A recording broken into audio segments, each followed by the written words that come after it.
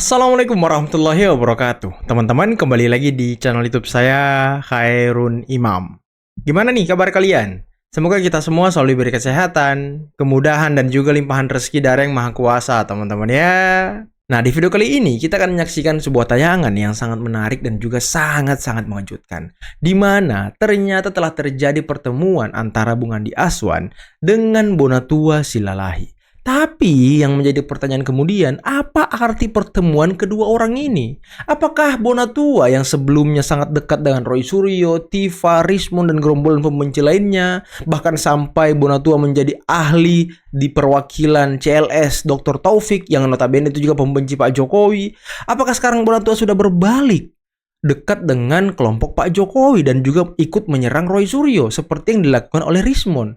Karena Bonatua di obrolan dengan Andi Azwan sempat mengomentari penelitian Roy Suryo. Waduh, apa ini? Kok semakin dekat dengan persidangan, kelompok-kelompok Roy Suryo ini makin tercerai-berai, teman-teman. Ada apa ini?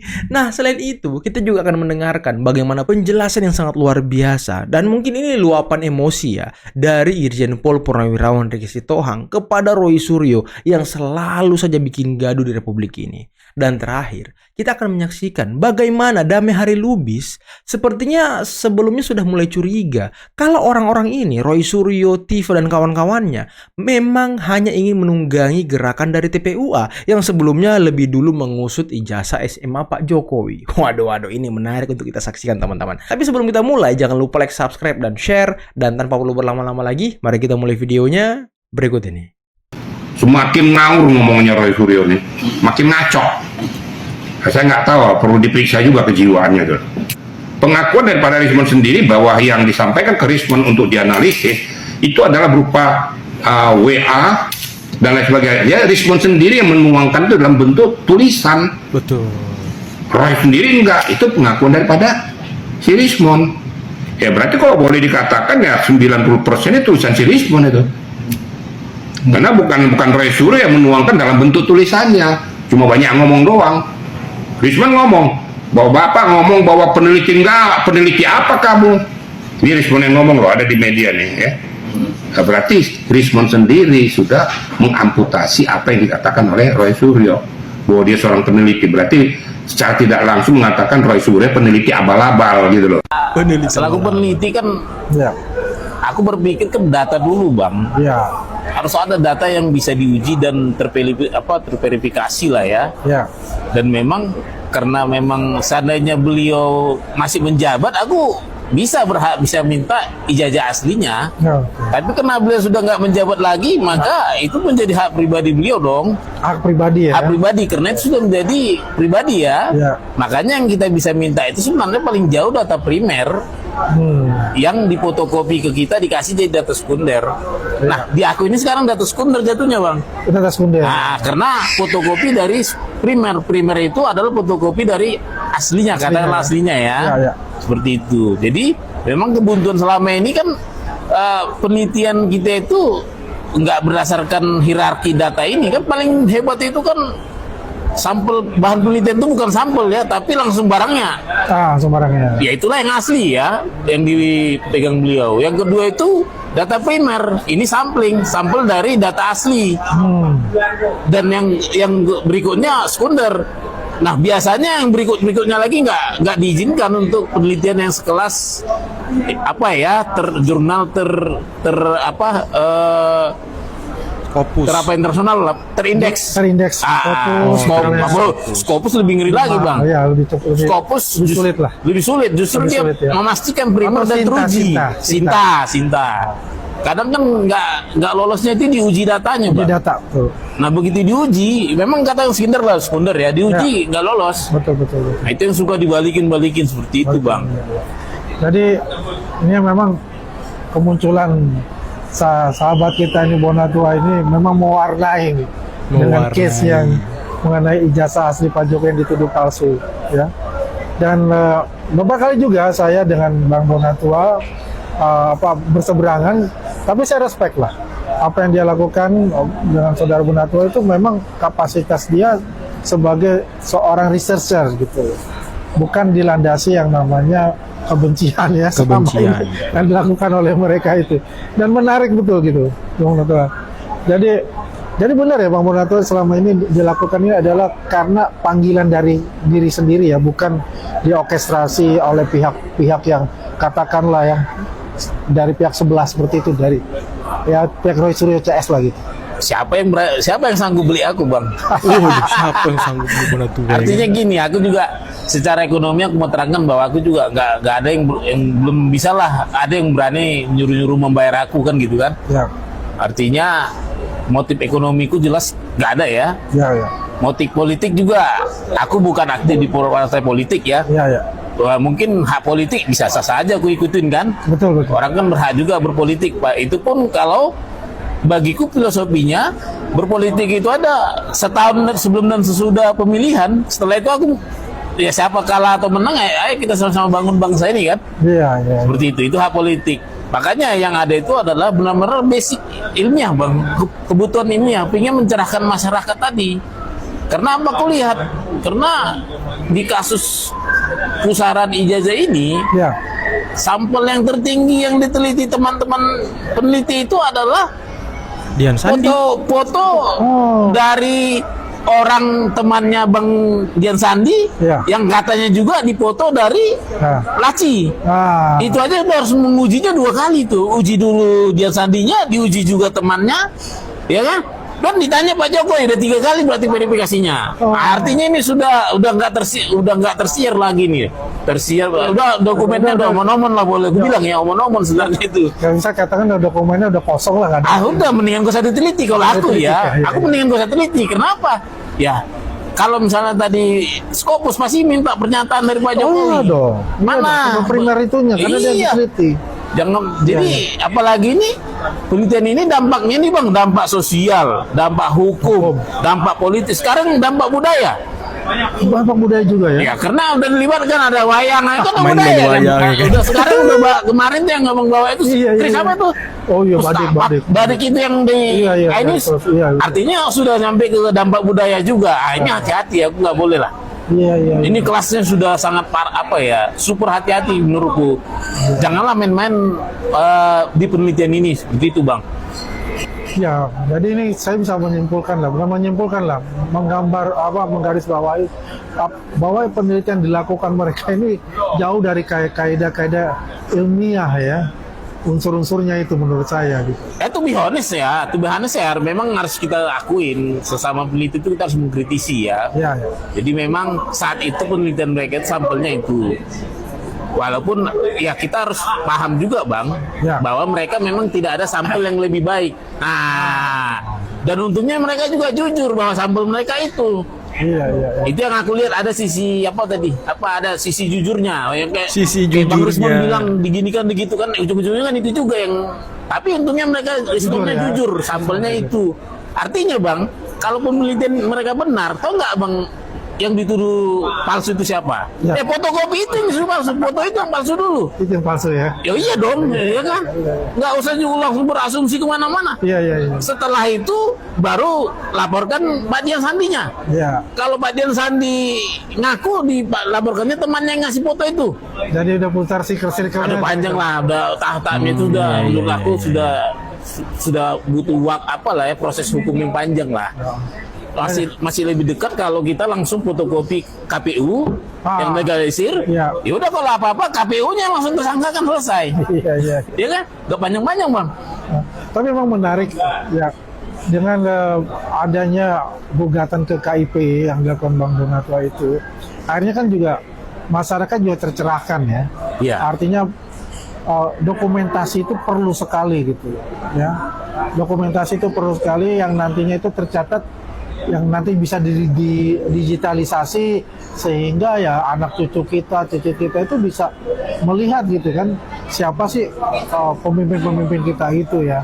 Yes. Itu kan tujuan utamanya kan adalah bagaimana memperbaiki administrasi yang ada di negara kita, begitu ya Bang? Ya memang Bang. Pendukung-pendukung Anies, sini. Oh Waduh. ternyata abahmu itu Waduh. nggak diundang. Kenapa? Mau cari kawan baru rupanya. Nyari kawan baru. Ya, ini kemarin berita guys ya, menemui Mas AHY dan Pak SBY. Kadang-kadang dalam politik ini sah-sah saja ya, muka tebal, muka badak. Sah-sah saja dalam politik. Atau juga ada manuver-manuver ini juga dari Demokrat, kita nggak tahu ya. Atau mereka juga sedang menyiapkan pintu evakuasi. Boleh-boleh aja ya. Bersaing dalam politik itu sah-sah saja, itu kata Pak Presiden kita. Saya ingat kata-kata beliau. Mungkin Anies AHY 2029, why not? Mungkin bisa jadi ya. Kita tunggu aja kelanjutannya guys. Tapi luar biasa ini orang benar-benar muka badak bos. Nggak diundang. Dia kalau ingin membela klinnya, nggak perlu dia menghujat atau memfitnah kami. Kalau Terus dia saja membela, berjuang mestinya. terus saya berjuang. Silakan. Apalagi 0,1% doang sisanya kan. Yang satu lebih 11.000 triliun persen, tapi ternyata sudah ada laporan. Sudah Bahwa minta RJ. Wawancaranya di sini nih Ini ya. tempatnya Itu Bill. Mereka ini sekali dan by data mereka. by data. Nah, By data. jadi apa maksud dia kemarin itu ikut nimbrung perjuangan kita? Iya. Apa ya kan? Nah itu semua kan kita baca, kita kan bukan orang bodoh berdua. Ini kayaknya pengen nunggang ini 3 orang ini. Mau Ini kayaknya pengen nunggang ini menunggangi. 3 orang ini. Wow. Ini kayaknya pengen nunggang ini 3 orang ini. Apakah memang mereka ini hanya ingin menggunakan TPUA kemarin sebagai kendaraannya untuk menyerang Pak Jokowi? Menggunakan Egy Sujana, Damehare Lubis, dan juga orang-orang yang selama ini memang sudah dipersepsikan benci terhadap Pak Jokowi untuk menyerang jasa Pak Jokowi. Kan Wow. gitu. Ya kan? Ini Barangkali tuduhan Pak Jokowi bisa benar, bukan tuduhan. Tuduhan Pak Jokowi bisa benar. orang besar. Dan dia Ada orang besar di belakang dia. Ada orang besar. Mereka punya skenario. Wow. Ingin ini tetap digoreng-goreng. Ada lagi ini tokoh. abang bilang barangkali tuh tahu. Barangkali ya. Nggak boleh. Karena gini, ada juga di Saya antara tidak tahu. aktivis Tapi yang kok jadi berpikir kok kenapa Jokowi ngomong gitu kan? Pak Jokowi ngomong gitu kan tidak mungkin nggak punya pengetahuan itu. dan saya yakin kalau orang-orang seperti itu mimpin ikut-ikutan nggak bakal menang perjuangannya. Acak-acakan nggak punya komando. Acak Antara adut. mereka ya tadi tuh. Pakai saya juga, pakai si Aka, pakai Repli sekarang nambah. Sinaga ya. Jahmada Girsang. Mada Girsang. Ya, Jahmada Girsang dia pakai. Itu kan udah melanggar kode etik, semuanya dia pakai. Kecuali satu nama. Terus cuma Aka aja. Si Ajam nanti marah, kok pakai Taka. Kalau Taka kan saya ikut. Jadi ngaco, nggak bakal menang itu. Jadi memang kusut itu, emang harus ditinggalkan oleh Bang Egy. Jadi ngaco, nggak bakal menang itu. Jadi memang kusut itu, emang harus ditinggalkan oleh Bang Egy. Oke. Pak, waktu saya kalah, saya ingat Bapak ke rumah saya. Bapak ke Kartanegara.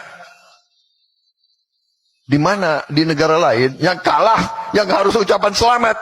Ini yang menang datang ke rumah saya begitu. Waduh. Saya ingin bicara apa adanya. Saya bicara dari hati saya. Ini leadership. Ini kepemimpinan. Ini kenegarawanan dan ini tidak sering terjadi di mana-mana. Tidak sering terjadi. Dan saya keliling kemana-mana Pak. Tokoh-tokoh luar negeri selalu bertanya, kok bisa? Kamu kan 2 kali dikalahkan. Makanya kalau ilmu kepemimpinan belajar dari orang Solo. Urusan politik aku datang ke orang Solo ini. Iya. Urusan politik datang ke orang Solo Pak ya. Jokowi adalah pemimpin yang hebat, pemimpin yang baik, yang berpikir untuk rakyat. Dari hari pertama saya ikut kabinet, saya lihat pikiran beliau, kerja beliau. Luar biasa Pak, saya nggak tahu saya bisa ikuti jejak Bapak. 7 kali rapat sehari, gimana itu Pak? 7 kali rapat Apalagi sehari loh. kita ini kalau diajak, ini menteri-menteri jujur ya. Pada begini kan kalau diajak beliau, Pak, pada ngeri Pak, diajak Bapak keliling Pak itu. Waduh ini, nggak bisa tidur katanya. Di pesawat itu 5 jam terbang, 5 jam diskusi. Jadi pada itu alasan Pak.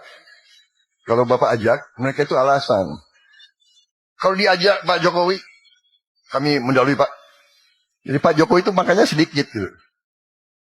Jadi kalau saya diajak beliau terbang makanan, wah pingin juga ambil, tapi gimana ya? Iya. Presiden nggak ngambil, gue nggak ambil juga gitu. Saya merasa terima kasih. Luar biasa Pak Jokowi ya. Walaupun kita pernah berbeda, tapi saya yakin di dalam hati beliau merah putih. Beliau Pancasila, beliau cinta Indonesia, beliau berjuang. Nah, itulah tadi teman-teman beberapa video yang bisa kita simak, yang bisa kita saksikan pada kesempatan kali ini. Dan gimana menurut kalian mengenai obrolan yang sangat hangat antara Bung Andi Aswan dengan Bang Bonatua Silalahi, yang dimana keduanya sedikit mengomentari penelitian yang dilakukan oleh Roy Suryo, yang dimana Bonatua juga mengatakan bahwa sepertinya kalau jurnal penelitian mereka ini ataupun penelitian mereka ini, penelitian Roy Suryo, Rismon Tiva yang mereka klaim sebagai penelitian ilmiah, itu tidak bisa diunggah ataupun dijadikan jurnal penelitian yang diunggah ke website ataupun Sinta ataupun Scopus.